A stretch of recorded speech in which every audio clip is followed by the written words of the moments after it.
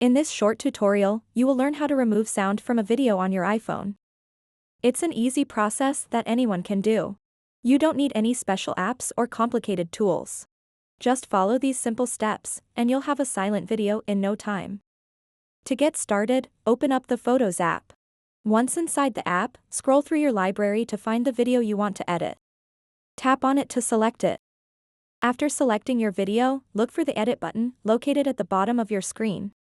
Give it a tap. You'll now see various editing options appear. At the top left corner of this interface is a sound icon, tap on it. When you do this, you'll notice that it changes to a mute icon. This indicates that you've successfully removed sound from your video. To save these changes, simply tap Done in the top right corner. And there you have it. A straightforward method to remove sound from videos using just your iPhone's built-in tools.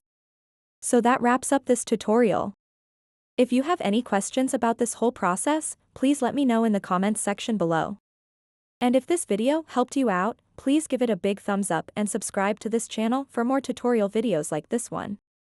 Thank you so much for watching, and have a good day.